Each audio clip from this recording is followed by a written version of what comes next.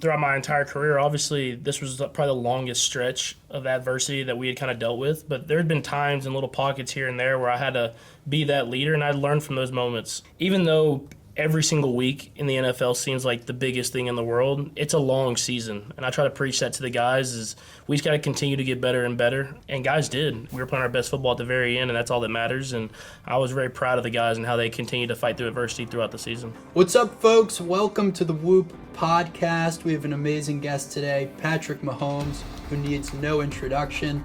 We're going to talk a little bit about his Super Bowl win, his Whoop data, how he's peaking with his sleep and his recovery, tips for you to get better at sleep, and then we do a little rapid fire on the new NFL format. That's this conversation right now. Yes, sir. Ooh. All right. What's up, man? Good to be back with you, man. I know, it's been a while. I know you've only won a couple Super Bowls, and it hasn't been that long. I know, we're trying to keep winning more, though. Well, congratulations. It's phenomenal to watch your success. And I thought I'd start with just talking a little bit about your leadership style this last year, because it feels like over the course of the season, there was a lot more criticism of the team and of you even than I think you had experienced in the past. And I'm curious just how you felt your leadership style evolved throughout that. I think just over time, throughout my entire career, obviously, this was probably the longest stretch of adversity that we had kind of dealt with. But there had been times in little pockets here and there where I had to be that leader, and I'd learned from those moments. And so even though every single week in the NFL seems like the biggest thing in the world, it's a long season. And I try to preach that to the guys is we just got to continue to get better and better. And guys did. And I mean, if you looked at our season, if you look back at it, we were playing our best football at the very end, and that's all that matters. And I was very proud of the guys and how they continued to fight through adversity throughout the season. Does it bother you when you hear people criticizing specific players on your team, or is it something you kind of just drown out? I think we have a great group of guys and coaches that you don't necessarily hear it. I mean, you hear it because you get asked the questions and everything like that, but when you're in the building, we're just a family. And I can't speak to every team in the NFL or any sport, but I feel like we have a really tight-knit bond that's the reason why we've had so much success. And you lean on those guys around you, and you try to do whatever you can to help them have success and keep pushing them to be great every day. A lot of that's also probably great coaching staff. Mm-hmm. Oh, 100% great coaching staff. I mean, we have one of the best coaches of all time, any sport. I mean, just Coach Reed, and he kind of has this culture, this environment that started even before I was there, and it's all about being the best you can be every single day and letting everything else kind of handle itself. Now, your body this season it seemed like about as injury-free as it'd been throughout your career. And I was talking a little bit to Bobby, your trainer, about this, and he was saying actually a lot of that work actually started in the prior season because you were coming back from that ankle injury. Yeah, no, we do a great job. I think Bobby does a great job, and we talk about it throughout every single season of how we can adapt and be even better the next. And as I get older and play more and more football, you're going to take more and more hits and have little dings here and there, and we try to learn from that. We try to learn from that and prepare our bodies. And the more I've kind of been in the NFL, we've evolved that training regimen, and I think we have it down pretty well to where we're going to do whatever we can to be the best we can with preventing injuries. I mean, they're going to happen, but whenever they do happen, you have to have a plan on how you're going to attack those and be ready for the next week. One thing it was interesting to hear Bobby talk about is the idea of trying to get your weight a little bit lower to take less pressure off of your ankle. Mm-hmm. And it sounded like towards the end of last season and even in the off season, you all were focused on that. And then it was something that you actually felt good about. You felt good about that sort of lighter energy. Yeah, no, it's crazy. My weight fluctuates a lot, but we have a good plan of kind of in the early parts of the season, I'll hold more weight. I'll kind of hold a little bit more weight to take those hits and do those different type of things. But as the season went on, we decided to let's try to cut as much as we can and be light and be fast and be able to move and avoid some of those hits that I might take later in seasons in years past. And this was the lightest I'd been since high school playing football, and that was because we had a good game plan of how we were going to attack it, not only with Bobby, with my chef and everybody like that. And I thought it helped me get all the way to the Super Bowl and stay injury-free. Who's a healthier eater, you or Brittany? Oh, Brittany, 1,000%. Because I try to stay away from some of the snacks. The snacks are what get me. I eat pretty well, but like the snacking is what gets me. And so as we get into the season, I cut down on those. The off season is where I kind of major in those things. And over the course of the week, it sounds like your weight actually decreases fairly dramatically. So you'll be at like 230 on a Monday, and then over the course of the week, come closer to game day, closer to 220. Is that about right? Yeah, 100%. And it's kind of something that I've like I said, we've mastered over time. I like to, after the games, I'll go have a big meal, and I eat heavy before the games, and then you work all those calories off or all that stuff off, and I eat a big kind of cheat meal, as I call it, on after the game and on Monday nights. And then after that, with Bobby and my chef, we have a plan of kind of eating lighter and lighter all the way up until Saturday, and then right the night before the game, I have one more last big meal to kind of get those calories in, because I'm not the best at eating on game days, but I have to be able to eat something to get me through the game. And you've cut sugar out, it sounds like, after 5 p.m.? I try to. I try to. It's and especially later in the week. Later in the week, I try to cut the sugar out. It's definitely something that I still enjoy, especially early in the week as my cheat meal days. But as we get later on towards game day, I try to focus on getting that out of my diet. Well, we're obviously very proud to have you on Whoop, and you've shared some of your Whoop data with us throughout your season and career.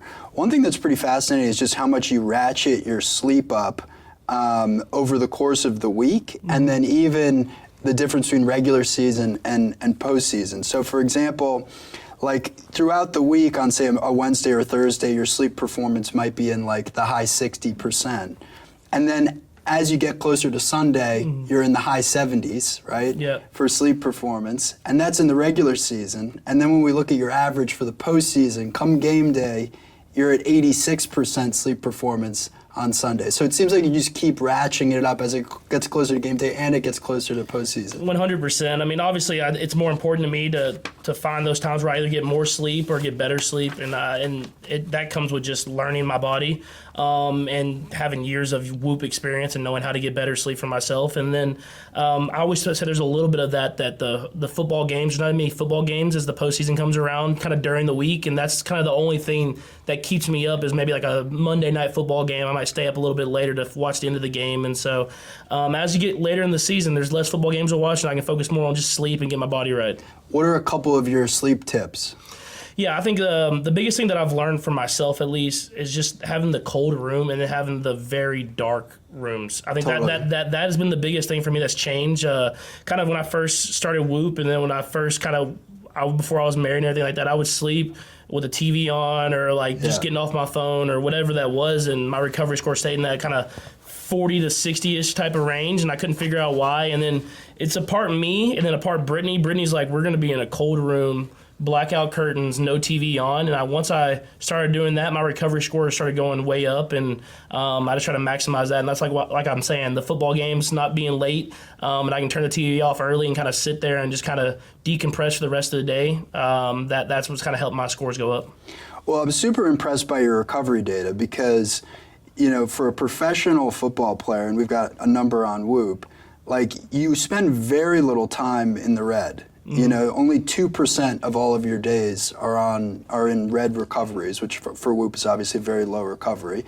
And then you spend, you know, close to 55% of your time in the green, which is obviously really good. And when we look at your recovery scores over the course of the week, it seems like it's going up again leading up to game day, which of course is really what you want to do. Yeah, 100%. I mean, that comes with everything: eating better, knowing your body, and then the experience of just being able to look at my Whoop every single day and know what I did the day prior and how it helped my recovery score. And so that's something that I've gotten better and better at. I'm sure you can find the data every single year. It seems like my recovery score keeps going up and up. And it's not just me, it's people around me, and finding that right balance of having fun and living life, but being the best of taking care of your body. What's up, folks? If you are enjoying this podcast, or if you care about health, performance, fitness, you may really enjoy getting a Whoop. That's right. You can check out Whoop at whoop.com. It measures everything around sleep, recovery, strain, and you can now sign up for free for 30 days. So you'll literally get the high-performance wearable in the mail for free. You get to try it for 30 days, see whether you want to be a member, and that is just at whoop.com. Back to the guests. Let's talk a little bit about your preparation for the Super Bowl, because again, it seems like you nailed that. If I look at your sleep efficiency, your sleep performance score, like both close to 90%, your recovery, you know, straight in the green. I imagine for a lot of people, especially for someone maybe playing their first Super Bowl, like there's anxiety that night before, right? Yeah. And so you actually got your body to be peaking on game day. Is that just experience? What is that? It's for sure experience is the main part about it. I mean, I remember going into the week of the Super Bowl in general and just knowing the schedule, knowing what you had to do every single day that was extra than your normal football routine, football week. It prepared my body and it prepared my mind. And so that, as well as just being in that position before, it wasn't like I was super anxious or nervous. I mean, obviously there's going to be some nerves there. But more than that, I was focused on just going out there and being myself. We had a great plan for the entire week. We had a great plan for the entire season, and I was peaking at the perfect time. Did you find, like, right before going to bed the night of the Super Bowl, like you were thinking about anything different than any other previous game? No, I mean, especially this one. I don't know why this one, out of all of them, I felt the most comfortable just throughout the entire thing, the entire week. It could have been because we were playing in the Raiders Stadium. I'd been at that hotel several times in my career. I'd been in that room before. Like, it was a lot of common things, and I was just very calm about how I was taking care of my body. We got workouts in like we usually do. We got practices in. Obviously, there's an uptick in media and stuff I had to do, but I'd done it before, so I expected it. It just took a lot of the nerves away, and I feel like that's why, to me, I played my best Super Bowl I'd played so far. Well, it was an amazing game. Unbelievable. Let's talk a little bit about the strain of the game, because you were wearing your whoop during the Super Bowl, which is fascinating. So first of all, for the Super Bowl, you logged a 20.5 on whoop. So for anyone on whoop, that's like pretty, the kind of thing like an ultra marathoner might get. It's like a little bit harder than a marathon for most people. So it just shows how insanely intense a Super Bowl is. And then interestingly, your average heart rate for each quarter was progressively going up. Yeah. And I'm curious if you felt that. Like, so in pregame, your average heart rate was around 120. And then in the first quarter, it gets up to 138. Yeah. And then in the second quarter, you're at 145 as an average heart rate. Then at halftime, you're back down to 133, so your body's relaxing. Third quarter, 156. Fourth quarter, close to 160. So it's like with each progression of the game, you were ratcheting up. Did you feel that, or was that just your body responding to the moment? I think a lot of it was body just responding. I think in the fourth quarter, I definitely felt the intensity of the game. I felt picked up, which it should. It's a Super Bowl. This is for everything that you work for all year long. And I feel like in those moments is where the best comes out of you. The intensity, I feel like, brings in focus, brings in a calm in a sense where all you can focus is on football and you're not worried about everything else that's happening around you. And I think it is cool to see that it progressively got bigger and bigger, and that's what I prepare for, is just to have my heart rate keep climbing and climbing, so when I'm the most tired, when I'm the most exhausted, I can be comfortable with that position and be comfortable to go out there and be my best. And that's stuff that I work on through my workouts throughout the off season and prepare, obviously, for in the season. Well, one thing that's unique I've noticed in your data is that actually when you're in control of the moment, your heart rate will sometimes come down. And when you're actually out of control, that's where some of the stress will seep in. I don't know if you feel that, but guess what your highest heart rate moment was during the Super Bowl?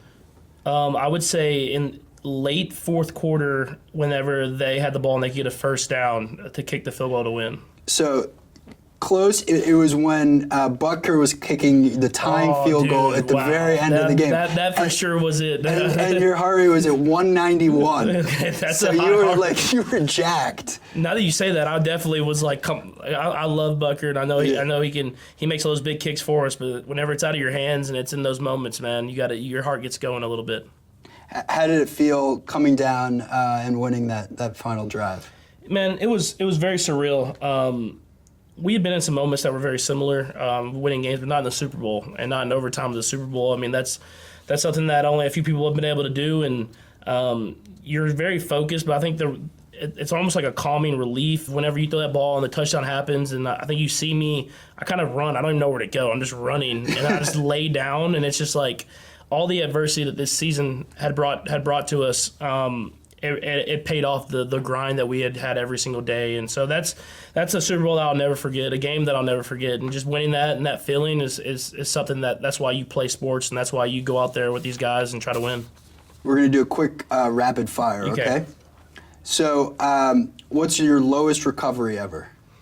Like 1%. Would you remember why? Probably after the Super Bowl. I have no idea. Celebrating. Yes. Who's your favorite international footballer right now? Right now, I can't pronounce his name. Lamine Yandel, the dude from Spain that he's like 16 years old. Oh yeah, he just scored that yeah, goal. so him, he's like the young cat I like, and then I was always a Ronaldo fan growing up, so I always love him. Kansas City barbecue or Texas barbecue? I refuse to answer that question. Okay, he's opted out of this. How do you feel about the new playoff overtime format? Man, I just play ball. It's went both ways for me. New kickoff rule. It's going to be exciting. You like it? No, we're going to see. It'll be exciting. Christmas Day games. Not my favorite, but I'm going to play better than I did last year. All right, so this is the Patrick versus Brittany session. Who goes to bed earlier? Brittany. Who's a better sleeper? Brittany. Who's more nervous before a big game?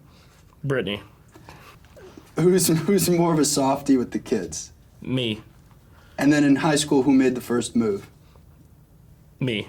Okay. Yeah. You know, that match is actually pretty close to what she said. Yeah. We're going to have some Whoop data to check on the sleep. The sleep, I mean, like, once I'm asleep, I sleep better, but she can sleep anywhere at any time. So I give it to her, but she does wake up fast, and if I'm asleep, I'm out. Well, look, we're stoked to have you both on Whoop. Congratulations on the newborn coming. Yeah. And just so happy for all your success. Appreciate you, man, always. All right, thank you. Thank you to Patrick for coming on the Whoop podcast. If you want to learn more about Whoop, check us out at whoop.com. Sign up for a free 30-day trial where you can literally try this product for free. And then if you want to learn more about the Whoop podcast, don't hesitate to subscribe to the Whoop podcast. Thank you all, and stay healthy, stay in the green.